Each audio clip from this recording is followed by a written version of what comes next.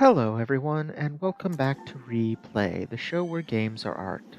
We're continuing on right where we left off with To the Moon, working our way back through Johnny's memories. They've been dominated by River, so it should be no surprise that the next memory we visit is their first date. And yet Johnny is alone. This is a major theme of the game, one that also ties into the lighthouse motif, as we'll see in a little bit. We are all alone, trapped inside our own heads. Some of us are able to reach out to others, but we often fail, and we almost never truly understand one another. We can't communicate our thoughts and feelings, only signifiers, words, images, expressions that have at best an arbitrary relation to the underlying signified. We can only know and be known secondhand. But back up a second. Many of you are, I'm sure, nodding as I say something familiar, but signified and signifier are not everyday terms. So, for those of you unfamiliar, briefly a definition. A sign or symbol, anything from a word to an image to a gesture, anything that can carry some kind of meaning, has two parts. The signifier, which is the thing that symbolizes, and the signified, which is the thing that is symbolized. The signifier can be thought of as a kind of pointer, a placeholder that represents the signified. But there's no real connection between the two. Nothing about a signifier necessarily has anything in common with its signified except our more or less arbitrary decision to treat it as such. The word rock has nothing in common with actual rocks. That's easy to accept. Harder is that a signifier can resemble the signified from a particular perspective, but even then there's no necessary connection. Your memories are signifiers of events, objects, and people from your past, but what they are biochemical processes in a lump of meat, with no necessary connection to the events, objects, and people themselves. The relation of memory is just as constructed, as arbitrary, as any other pair of signifier and signified. Look at all these people surrounding Johnny. He remembers none of them, yet each of them is the center of their own world. We could have a To the Moon type game for each of them, delving back through their memories and passing through this same moment. And then it would be Johnny who's just an unremembered, unremarkable shadow. And it's not just strangers. Even people we once knew can be forgotten. Can you remember every person in every class you ever took? I'm certain I can't. Perhaps some of them remember you. That happens to me all the time. Someone remembers me and I have no idea who they are. They clearly know me, know my name, and yet for me, there is only a blank, a shadow, a signified with no signifier. Error, file not found. But there are also people who stand out, some for clear reasons, others seemingly at random. I remember almost no one I went to elementary school with, unless they also went to my high school. No one from my elementary except me went to my middle school and vice versa, but people from both went to my high school. And yet, for some reason, I remember one girl whom I wasn't friends with, had no interest in, barely interacted with, but I remember her name and even vaguely what she looked like. Perhaps it's just because her name is really fun to say, so it's stuck with me and dragged along the rest. Most of the people I remember from my teens are friends, many of whom I'm still friends with, or girls I had crushes on, people I saw a lot, thought about a lot. But even there are gaps. Shadows lingering in my memory. And over time, even those vanish. The shadow at least tells you that something was there, that something existed to be forgotten. But in time, or I suppose, if Watson and Rosaline are being a bit creepy, it vanishes and there is no trace at all. How much have I not only forgotten, but forgotten I ever knew? Do you remember how many people were in every class you ever took? Do you know how many you've forgotten? I definitely don't. A shadow of a memory, signified without signifier. An encounter with something you should remember, but don't. Signifier without signified. And eventually, neither signifier nor signified. Simply gone. That's forgetting. This next bit is adorable and I really like it. Johnny wasn't at the movie alone. River was there with him. They were both in the same room watching the same movie, and that was enough for her. Everything I just said? Forget it. We aren't doomed to be alone. Just because we can't connect mind to mind, it doesn't mean we can't connect in other ways. through shared experiences, shared time, shared space. Johnny thinks River is weird, and he likes that. But I'm not sure she is. Maybe Johnny is, all of us are, for expecting to be able to read one another's minds, to understand. All we ever really do is receive the signifiers given to us by others and hook them up to signifieds and hope that matches what others gave us. To sit in the same room together and watch the same movie and hope that means we're sharing something. But I think this is really meant to be an example of River's difficulties functioning socially. Most of our signifier connections are not personal constructs but social. They are links we learn from the people around us, shared across a society. River has trouble with those, and so she doesn't understand what Johnny is trying to signify by asking her to see a movie together. Doesn't get the socially constructed implications that this is something people do on a date, that the purpose isn't so much to see a movie as to be close to one another and share an experience together. River just connects the words to their most direct signifieds. She doesn't look at the way those signifieds change as a result of the surrounding signifiers. She would, I suspect, have difficulty interpreting sarcasm. But it could just as easily be said that Johnny is failing to understand River. She's content to watch the same movie in the same room. For her, that is being together. And that's important, I think, because some people have said that they feel River's story in this game is tragic. I don't think it is, except in the most trivial sense. We are all tragic figures, doomed to be undone by our tragic flaw at the end of our stories, that flaw being mortality. So any story that includes characters dying will have an element of tragedy for that character. But that's not what people usually mean. They mean that River's life is tragic, that her husband never understood her, never truly connected with her, but that's not what she wanted or needed. She just wanted someone to exist in the same room with, to watch the same movie at the same time.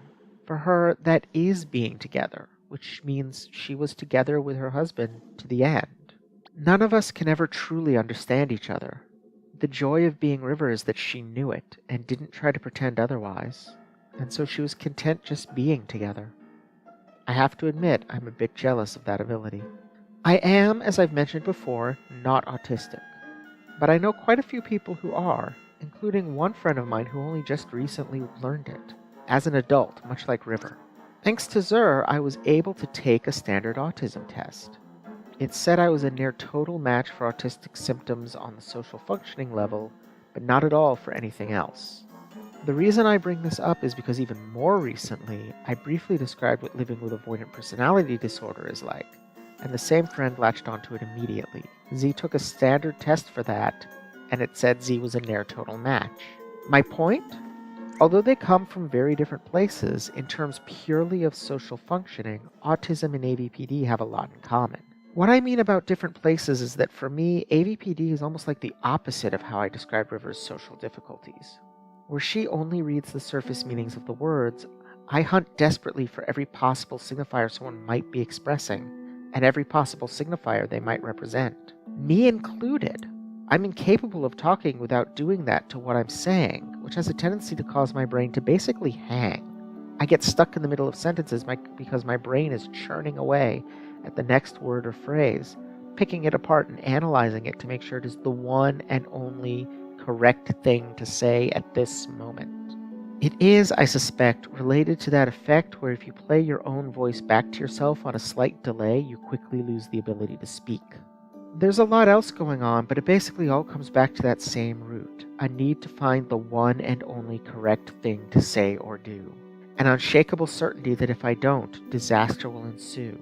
A weak sense of identity, though that's been improving a lot lately, and hence constant anxiety about performing the identity I don't have to keep up with everyone else's performance, which in turn means not only picking apart every signifier I put out there to make sure it's the right one, but picking apart every possible signifier I encounter to make sure it doesn't signify that I am bad and a failure and unworthy of human interaction. The inside of my brain is sometimes not a very fun place to be. I suspect that's true of most people. But the point is, the end result doesn't look that different from how a lot of players see River. I'm easily overwhelmed by complex social situations, especially when there's not a clearly defined role for me to play. Public speaking is a breeze because I know exactly who I'm supposed to be and what I'm supposed to do. Chatting is a nightmare.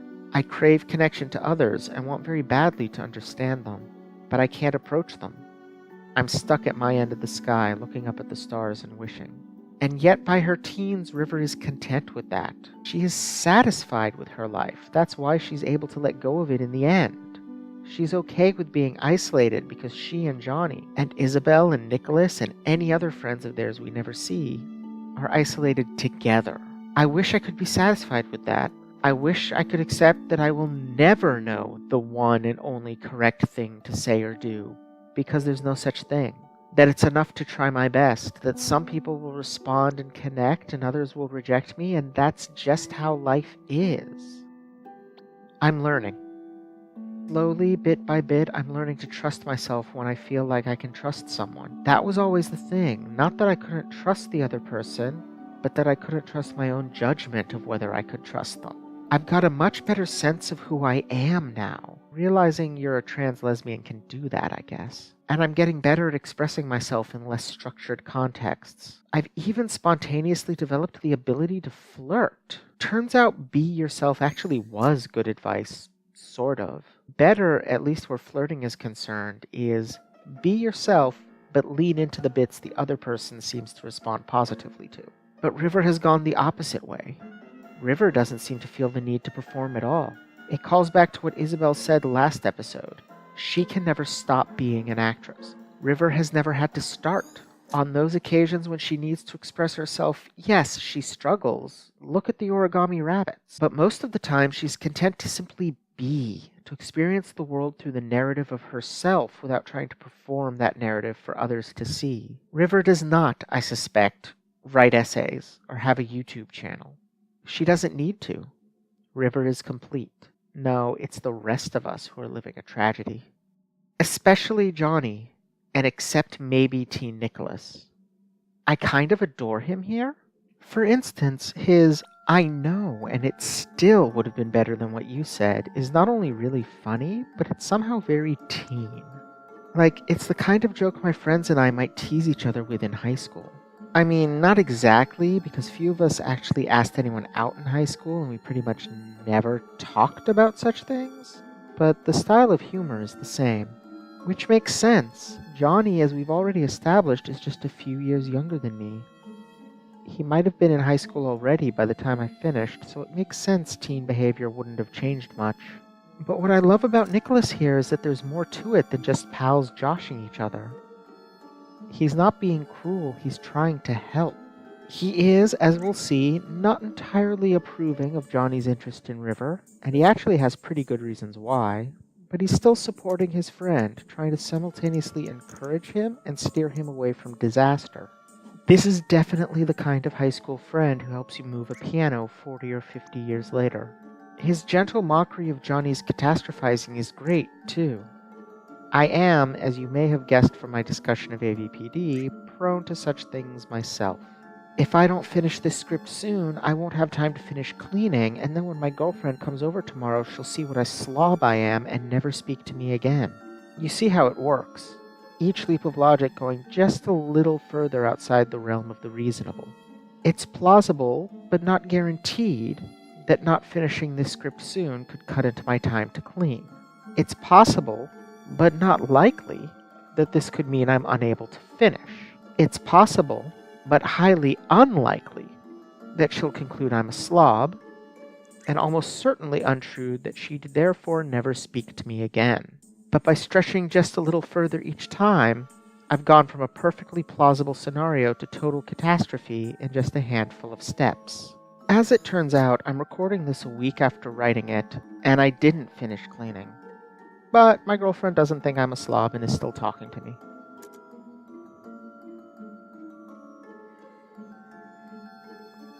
That's what Johnny is doing. And humor can actually work very well as a way to diffuse it by pointing out just how ridiculously unlikely the conclusion is.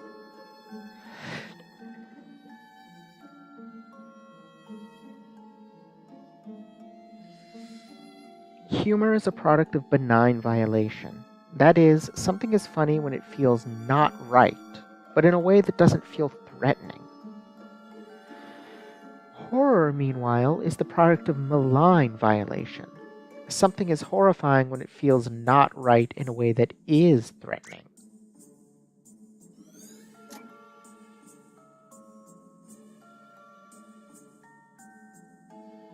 So by taking something that Johnny is treating as a malign violation, the idea of screwing up so badly, talking to River, that she throws an encyclopedia at his head, and encouraging him to treat it as humor, Nicholas helps Johnny treat it as benign rather than malign, an absurd impossibility rather than an extreme risk.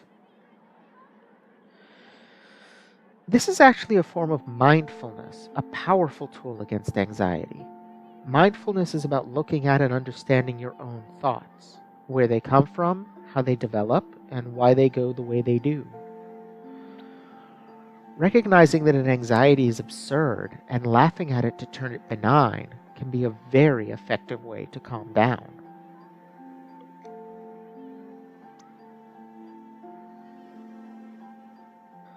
But yeah, I just generally love teen Nicholas. He's funny and smart and quite socially adept for his age. As a teen, I had friends who were the former, but none of the latter, the Geek Dilemma. What I mean by the Geek Dilemma is that, at least as the term was used in the 90s, early 2000s, geeks are generally more advanced than their peers in academic skills, but less in social skills. This is cool when you're in an environment where academic skills matter, but once you're no longer in that environment, it quickly becomes clear that the people who developed their social skills early instead have a major advantage. I suspect this is why the bulk of my high school friends have gone into academia in some form.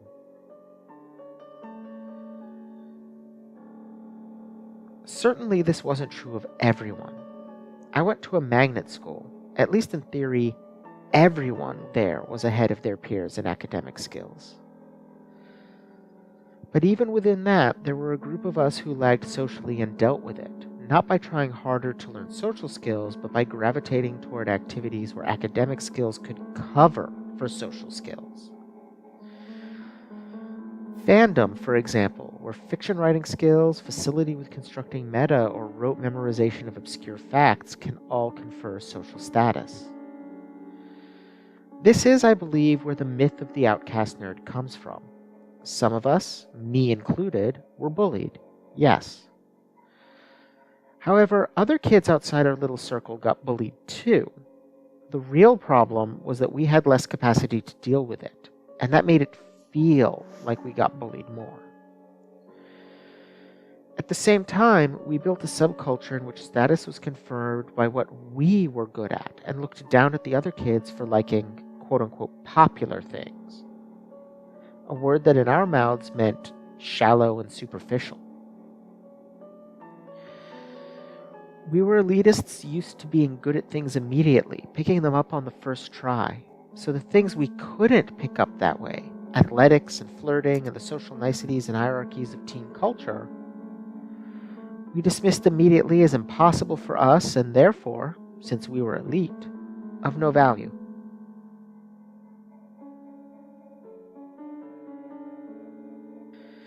There were, of course, kids who were good at both geek things and social skills, who could move easily between the realms of geek and mundane. Note how judgmental a word we used for people we were convinced were judging us. And they could be accepted in both. We more or less pretended they didn't exist, or that they were slumming to hang with the mundanes.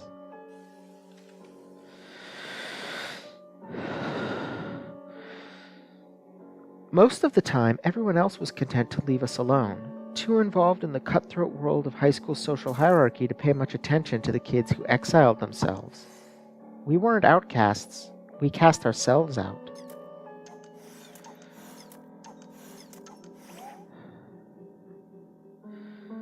But we thought we were owed. Benign neglect felt like rejection because we thought we were entitled to acceptance.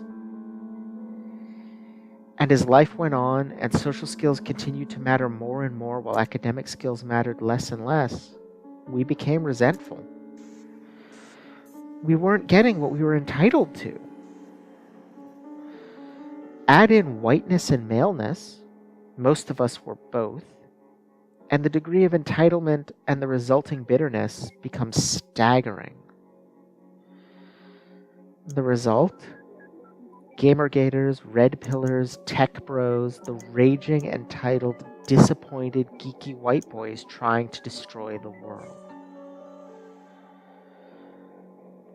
We could have used the Nicholas, is my point.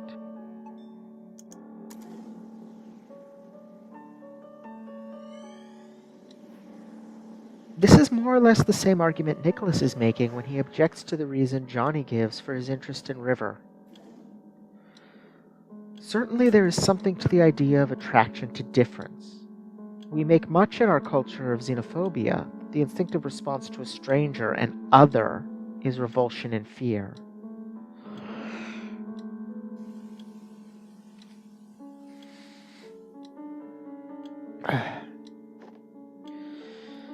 That's because we're the evil empire, and it makes us feel better about enslaving and slaughtering all the others we meet to believe that we're acting on an impulse they share, that they would do it too if they could. In reality, the instinctive human response to the other isn't revulsion, it's attraction. After all, another word for other is exotic. Our instinctive response to a person unlike anyone we've ever met is to want to interact with them. This may take the form of, this person is unlike anyone I've ever met, I want to talk to them, to, this person is unlike anyone I've ever met, I want to fuck them. But it's a desire to interact. It takes a lifetime of training to erect the kind of bubble from within which all difference is scary, and the only way to accomplish it is to fear the world.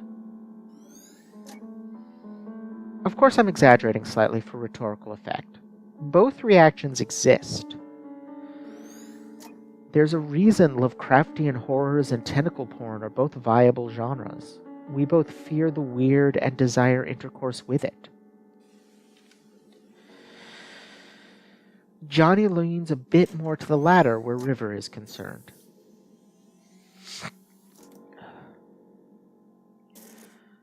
But the way he puts it frames a contrast between normal, boring, ordinary, and weird, different, exciting. It's fetishization, not appreciation. He isn't interested in River, but in River's difference. She is just a means to an end. Not a person he wishes to connect with, but an experience he wishes to have. At least, that's how he words it, and Nicholas responds appropriately by pointing out that it's messed up. But because we're going through Johnny's life backwards, we know he was actually dedicated to River and tortured by his inability to connect with her as completely as he wants. This is a teen trying and failing to express something he cannot understand, that something about River seems special to him. He tries to phrase it as saying that she is special in some abstract universal sense because he can't understand why she's special. He doesn't remember what he's forgotten. This is the secret he told River near the end of her life, the reason she started making the rabbits, because he doesn't know the real reason he wanted to talk to her. And it's why River thought that simply being in the theater at the same time without interacting was what he wanted from her. Because from her perspective, that's what they'd been doing for all of high school. She remembers, and she thinks he's special too. We're getting close to the resolution of the mystery. We're into Johnny's childhood now, and it is so simple and easy. It seems perfect, an idyllic little interaction with his mother, a cozy little house entirely in nostalgia tones, the ease with which we find the memory links. So simple, so easy.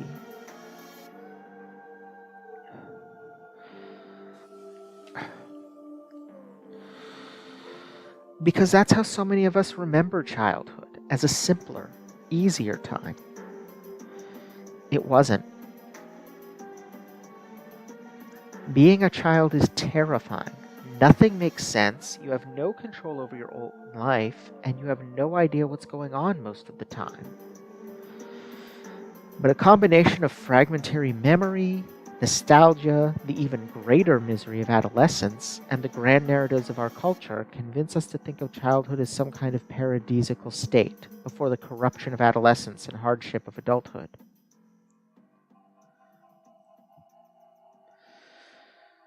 But something in our brief glimpse of Johnny's childhood belies that. There's a significant detail that suggests something is terribly wrong, and when we jump, we see that something is wrong. What is this memory? And the answer is that it's no memory. It's the blankness, the memory you can't even remember you forgot. And our heroes are stuck. They cannot reach the reason for Johnny's desire, and therefore cannot complete their own quest. They're going to have to find another way. In Act 2, next time on Replay, the show where games are art.